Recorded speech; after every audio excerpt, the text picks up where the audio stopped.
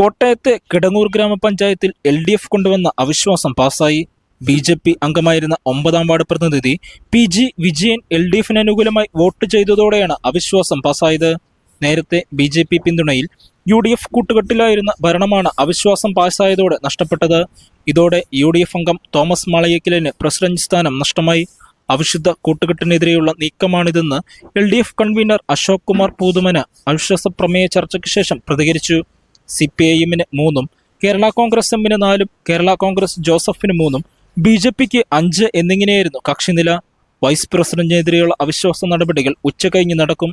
BJP പിന്തുണയോടെ Joseph ഗ്രൂപ്പിലെ Thomas മാളയക്കൽ പ്രസിഡന്റായിരുന്നപ്പോൾ BJPയിലെ Rashmi Rajesh vice പ്രസിഡന്റായിരുന്നു.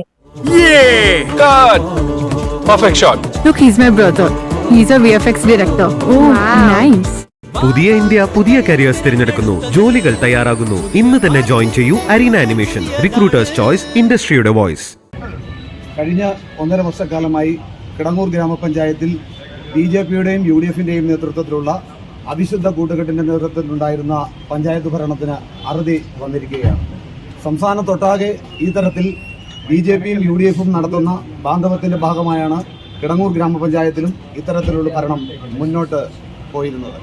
ഈ കിടങ്ങൂർ പ്രദേശത്തെ വികസനത്തെ കാംക്ഷിക്കുന്ന മുഴുവൻ ജനങ്ങളും ഒട്ടാകെ ചേർന്ന് നിന്നുകൊണ്ട് ഈ ഭരണത്തെ കിടങ്ങൂർ ഗ്രാമപഞ്ചായത്തിൽ നിന്നും തൂത്തെറിയുവാൻ വലിയ ജാഗ്രതയോടുകൂടി കുറേ നാളുകളായി പ്രവർത്തിച്ചതിന്റെ ഭാഗമായി കൂടിയാണ് അവർ ഇത്തരത്തിലുള്ള ഒരു പരാജയം ഏറ്റുവാങ്ങേണ്ടി വന്നത്.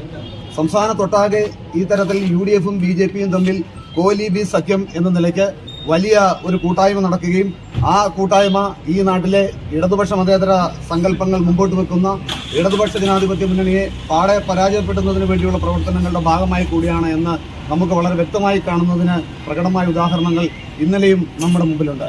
നമ്മുടെ തൊട്ടടുത്ത് തൊടുപുഴയിൽ ഇന്നലെ കോലീബി സഖ്യം ചേർന്നുകൊണ്ട് തൊടുപുഴ LDFിന്റെ നേതൃത്വത്തിലുള്ള മുനിസിപ്പൽ ചെയർമാനെ അവിശ്വാസത്തിലൂടെ അട്ടിമറിക്കുകയാണുണ്ടായത്.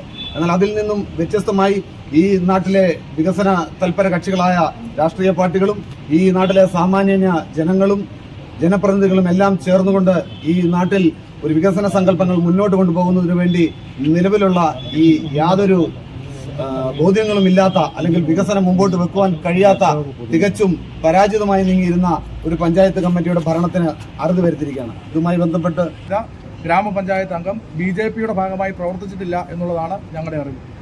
അന്ന് തിരഞ്ഞെടുപ്പ് നടന്ന സമയത്ത് മുഖം രക്ഷിക്കാൻ വേണ്ടിയാണോ ഈ രണ്ട് പാർട്ടികളും, അതായത് UDF അവരുടെ പാർട്ടിയിൽ നിന്ന് ആൾക്കാരെ പുറത്താക്കി BJP ഉപതെരഞ്ഞെടുപ്പ് ഉണ്ടായിരുന്നു എന്നുള്ളത് കൊണ്ട് മാത്രമാണ് 2 പാർട്ടികളും അവരുടെ കൂടെ ഉണ്ടായിരുന്ന പഞ്ചായത്ത് മെമ്പർമാരെ ഞങ്ങൾ പുറത്താക്കിയെന്ന് പ്രഖ്യാപിച്ചത്.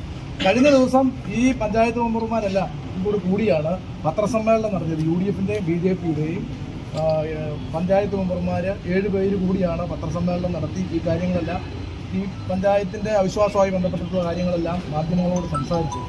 UDFിനും അനുകൂലമായ ഒരു സാഹചര്യം ഒരുക്കുന്നതിന് പ്രധാനമായും കടുത്തുരുത്തിയുടെ MLA ആണ് ഇതിനെല്ലാം നേതൃത്വം കൊടുക്കുന്നത് എന്നുള്ളതാണ്. അതായത് കടുത്തുരുത്തി മണ്ഡലത്തിന്റെ ഭാഗമാണ് കിടങ്ങൂർ പഞ്ചായത്തിൽ കോൺഗ്രസ് കൂടിയില്ലെങ്കിലും BJPയുടെ വോട്ട് മതി എന്നൊരു നിലപാടിന്റെ ഭാഗമായിട്ടാണ് ഈ മുന്നണിക്കും ഈ കൂട്ടുകെട്ടിനും എല്ലാം നേതൃത്വം കൊടുക്കുന്നത് കടുത്തുരുത്തിയുടെ MLA.